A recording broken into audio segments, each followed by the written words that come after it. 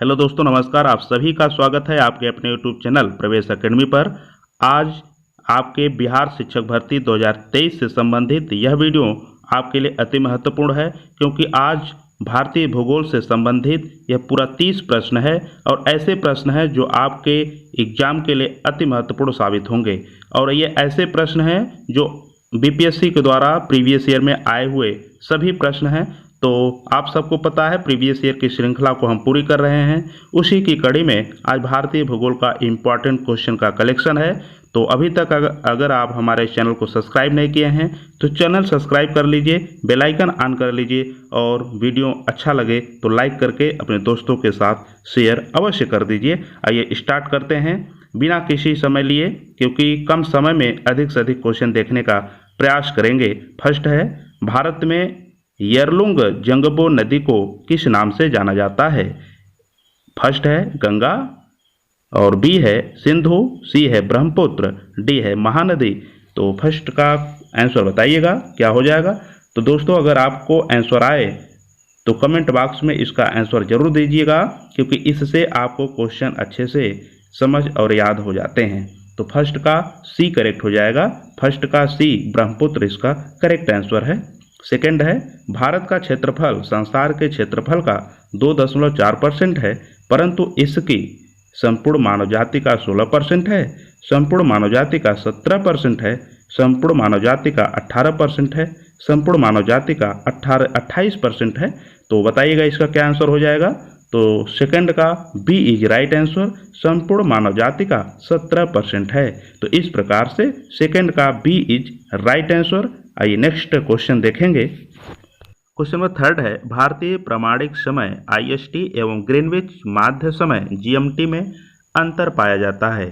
तो कितने घंटे का अंतर होता है ये आपको बताना है। आईएसटी और जीएमटी में कितना डिफरेंस होता है, तो बताइए थर्ड का कौन सा ऑप्शन हो जाएगा।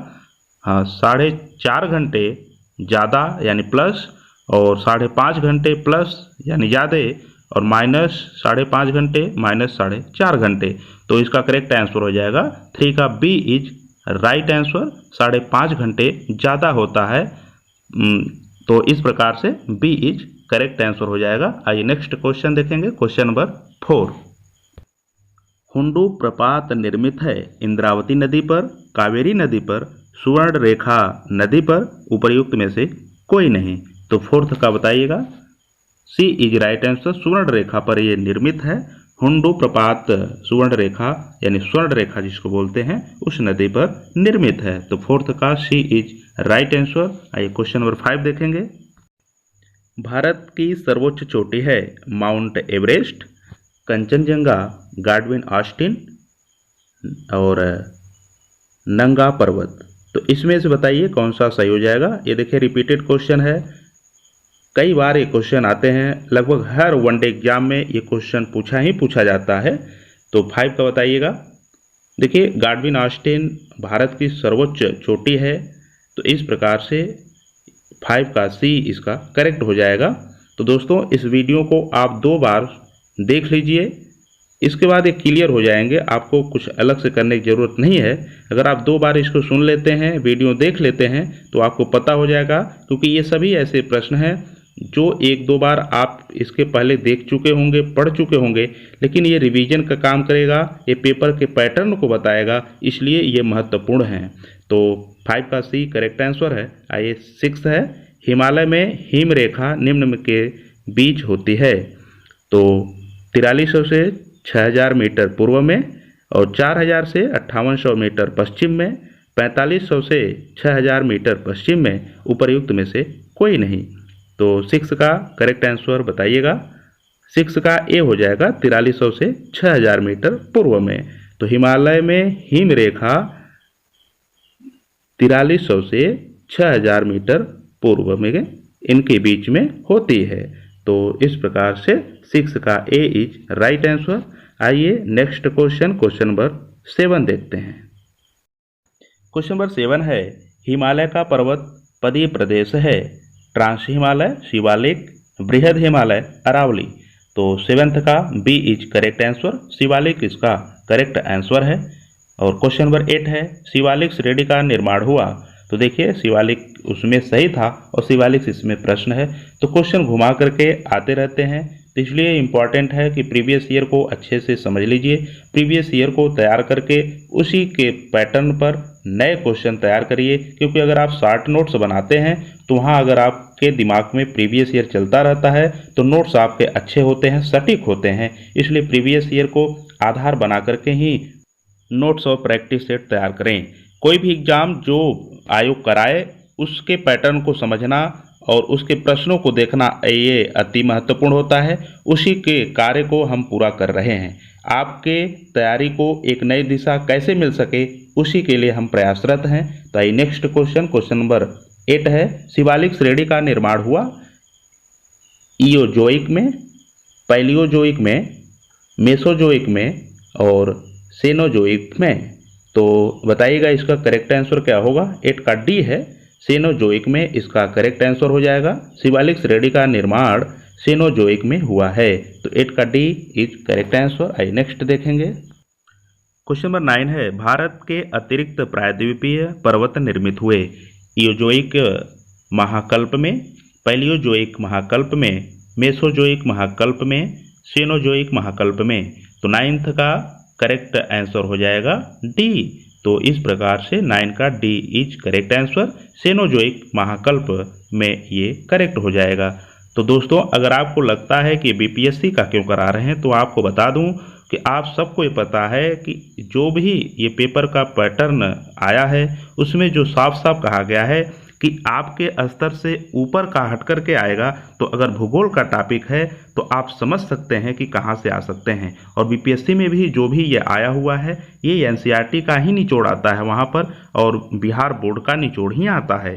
तो इस प्रकार से आप ये करेंगे तो इंटर तक के आप जो टीचिंग एग्जाम देंगे, चाहे वो प्राइमरी दीजिए चाहे वो इंटर तक का दीजिए, हर लेवल में ये पूछा जाएगा।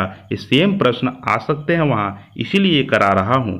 तो आइए 10 क्वेश्चन है, छोटा नागपुर पठार एक अग्र गंभीर है, एक गर्त है और एक पदस्थली है, एक समप्राय भूमि है। तो बताइएगा इसका करेक्ट आंसर आप क्या हो जाएगा। तो 10th का ए, एक अग्र गंभीर है, छोटा नागपुर पठार एक अग्र गंभीर है। तो इस प्रकार से 10 का ए इज राइट आंसर। आइए नेक्स्ट क्वेश्चन देखेंगे। क्वेश्चन नंबर 11 है, तो देखिए ये थोड़ा सा देखने में आपको बड़ा दिख रहे होंगे, लेकिन अगर आप इसको अच्छे से पढ़ते जाएंगे तो इसका आंसर खुद और खुद मिलता चला जाएगा। तो आइए हम देखते हैं इसको। भारत में भू आकारों की रचना के संबंध में निम्नलिखित कथनों पर मनन कीजिए। फर्स्ट है, संरचनात्मक दृष्टि से मेघालय पठार दक्कन पठार का ही विस्तारित भाग है। तो बिल्कुल ये सही बात कहा है। कश्मीर घाटी की रचना एक समभिन्नति में हुई, ये भी सही है। गंगा मैदान की रचना एक अग्र गर्त में हुई, ये भी सही है। हिमालय की उत्पत्ति भारतीय प्लेट, यूरोपीय प्लेट तथा चीनी प्लेट के त्रिकोणीय अभिसरण के फलस्वरूप हुई है। हिमालय की उत्पत्ति के बारे में बता रहा है कि भारतीय प्लेट, यूरोपीय प्लेट तथा चीनी प्लेट के त्रिकोणीय अभिसरण से हुआ है। नहीं, त्रिकोणीय अभिसरण से नहीं हुआ है, तो ये आपका गलत है। तो जिसमें 4th ऑप्शन है वो तो निगलेक्ट हो जाएंगे। तो बी और डी निगलेक्ट हो गया और बचा आपका सी और ए। तो सी में सेकंड नहीं दिया हुआ है, इसलिए ये भी निगलेक्ट हो जाएगा। तो 11 का ए इज राइट आंसर। तो आपने देखा कि ऐसे ही आपको करना है, ऑप्शन एलिमिनेट कर करके भी आप उत्तर तक पहुंच सकते हैं। तो इस प्रकार से 11 का फर्स्ट यानी ए इज राइट आंसर। आइए नेक्स्ट देखते हैं। देखिए ये सभी लेटेस्ट क्वेश्चन है, बीपीएससी प्री 2018, बीपीएससी प्री 2022, यानी सब लेटेस्ट क्वेश्चन है। और ऐसे क्वेश्चन है जो 1992 में, 1998 में आया था, वही 2020 2018 में आया हुआ है। तो किस प्रकार से क्वेश्चन रिपीट होते हैं यह भी आप देख सकते हैं। तो 12 का है, निम्न में से कौन सा मेघालय पठार का अंश नहीं है। मेघालय पठार का जो अंश नहीं है वो आपको बताना है। भुवन पहाड़ियाँ, गारो पहाड़ियाँ, खासी पहाड़ियाँ, जयंतिया पहाड़ियाँ, इनमें से कोई नहीं या एक से अधिक उत्तर। तो 12 का बताइएगा क्या आंसर हो जाएगा। 12 का ए इज राइट आंसर। भुवन पहाड़ियाँ इसका करेक्ट आंसर हो जाएगा, क्योंकि भुवन पहाड़ियाँ मेघालय पठार का हिस्सा यानी अंश नहीं है। तो 13 है इल्मेनाइट, जो कि भारतीय तटीय रेखा के साथ व्यापक रूप से वितरित है, किसका खनिज है? टंगस्टन का, टाइटेनियम का, गैलियम का, टिन का, या इनमें से किसी का नहीं? तो 13 का हो जाएगा बी, टाइटेनियम इसका करेक्ट आंसर हो जाएगा। 13 का बी इज राइट आंसर। आइए नेक्स्ट क्वेश्चन देखेंगे। क्वेश्चन नंबर 14 है भारत की तटरेखा है 6200 किलोमीटर लंबी, 6100 किलोमीटर लंबी और 5985 किलोमीटर लंबी, 6175 किलोमीटर लंबी। तो इसमें से तो कोई है ही नहीं, कोई ऑप्शन सही नहीं होगा, क्योंकि इसमें से कोई नहीं है। भारत की तटरेखा की जो लंबाई है, तो ये भारत की जो मुख्य भूमि है उसकी जो कुल तटरेखा की लंबाई है 5422.6 किलोमीटर है, और मुख्य भूमि से दूर की जो लंबाई है वो 2094 किलोमीटर है, और भारत की संपूर्ण तटरेखा की जो लंबाई है वो 7516.6 किलोमीटर होती है। इस प्रकार से इसमें कोई ऑप्शन मैच नहीं कर रहा है, और आयोग ने भी इस पर स्टार दिया था और सबको कॉमन नंबर दिया था। तो नेक्स्ट है 15 महाराष्ट्र एवं कर्नाटक में पश्चिमी घाट कहलाते हैं नीलगिरी पर्वत, सह्याद्री, दक्कन पठार, इनमें से कोई नहीं। तो महाराष्ट्र और कर्नाटक में पश्चिमी घाट जो हैं ये सह्याद्री कहलाते हैं। तो इस प्रकार से 15 का बी इज राइट आंसर। तो 15 का बी करेक्ट हो जाएगा। तो दोस्तों हमने पूरे 15 प्रश्नों को देखा। तो दोस्तों अगर अभी तक हमारे इस चैनल को आप सब्सक्राइब नहीं किए हैं तो प्लीज़ चैनल सब्सक्राइब कर लीजिए, और वीडियो को लाइक करके अपने दोस्तों के साथ शेयर अवश्य कर दीजिए, क्योंकि ये चैनल आपके बिहार शिक्षक भर्ती के लिए तत्पर है, और उसके लिए जितना भी मेहनत करना पड़ेगा किया जाएगा। अभी ये प्रीवियस ईयर को देख रहे हैं, इसके बाद शॉर्ट वीडियो टॉपिक वाइज आएंगे, फिर इसके बाद आपको नए प्रैक्टिस सेट मिलेंगे।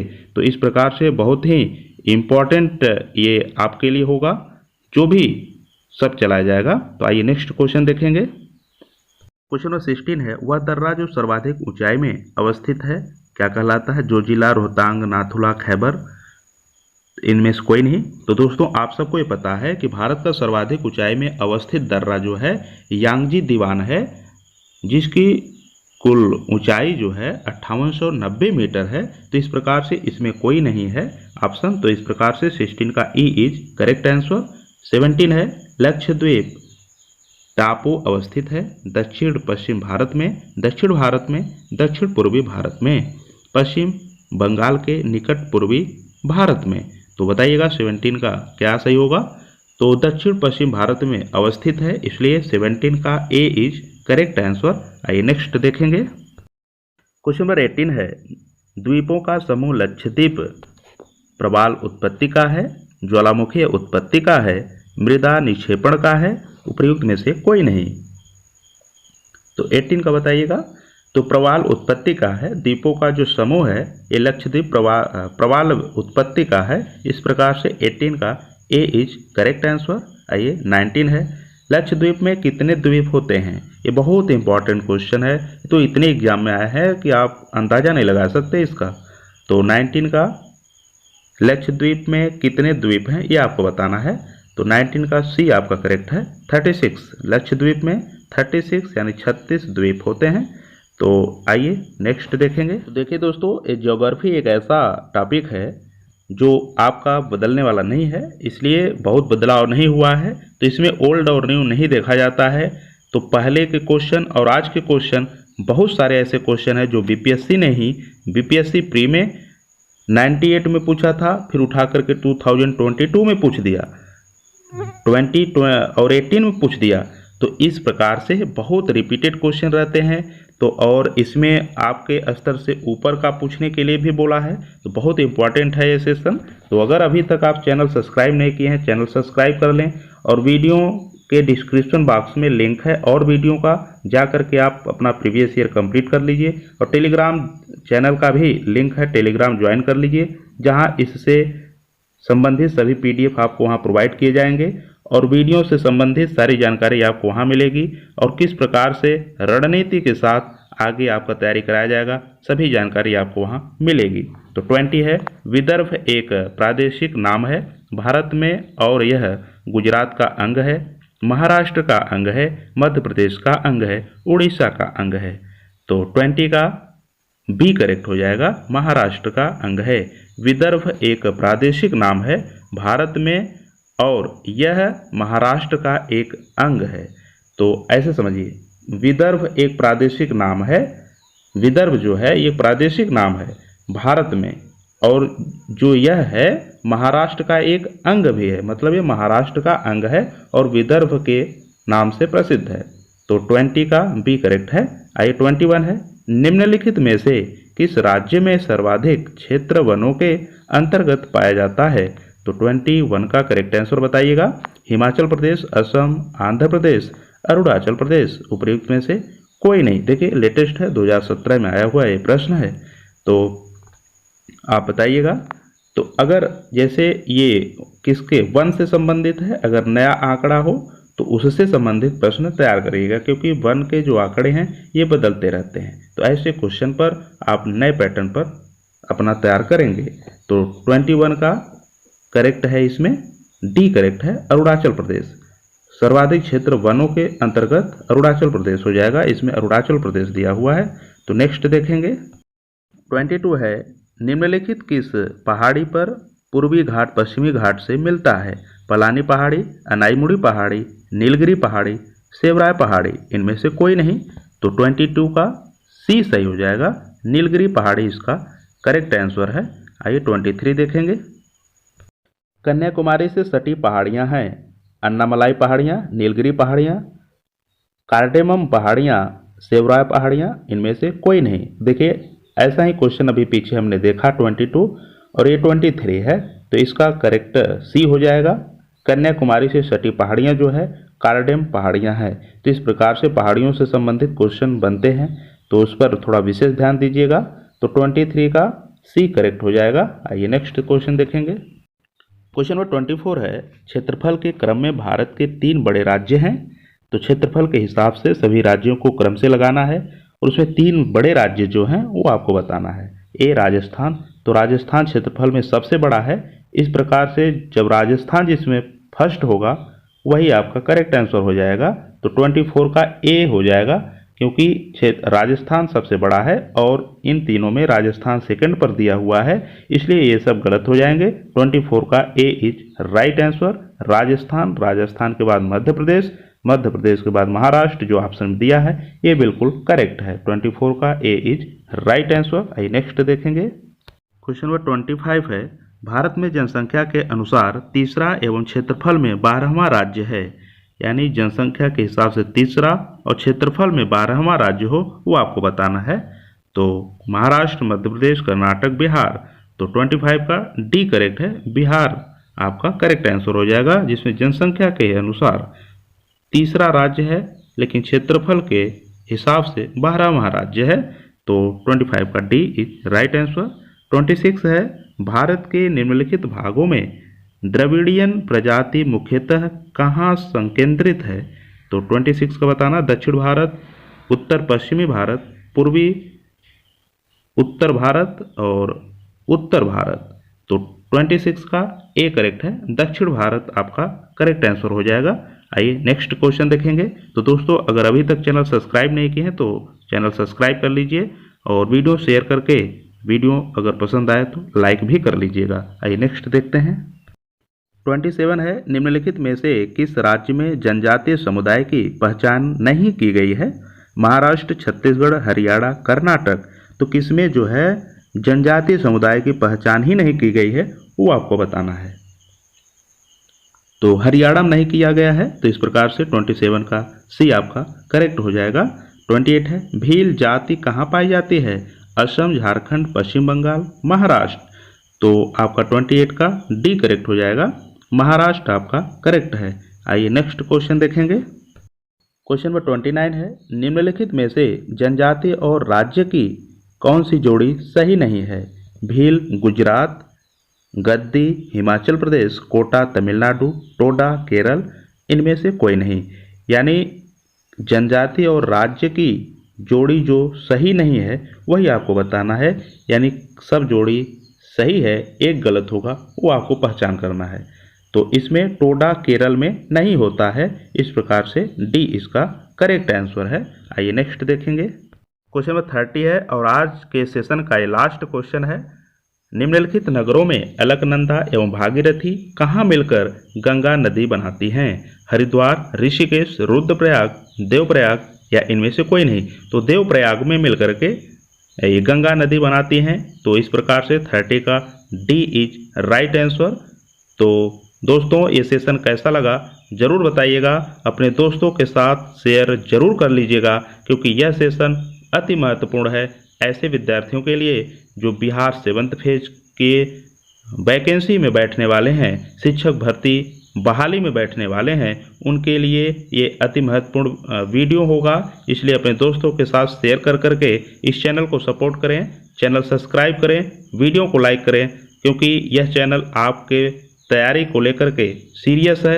आपके तैयारी के लिए जो भी मेहनत करना पड़ेगा हम करेंगे और आपके लिए एक अच्छा कंटेंट तैयार हो सके इसके लिए पूरा प्रयास करेंगे और हमारी पूरी टीम पूरा प्रयास करेगी। तो दोस्तों आज के वीडियो में इतना ही। आप लास्ट तक बने रहें इसलिए आपका तहे दिल से शुक्रिया। मिलते हैं नेक्स्ट वीडियो में। जय हिंद।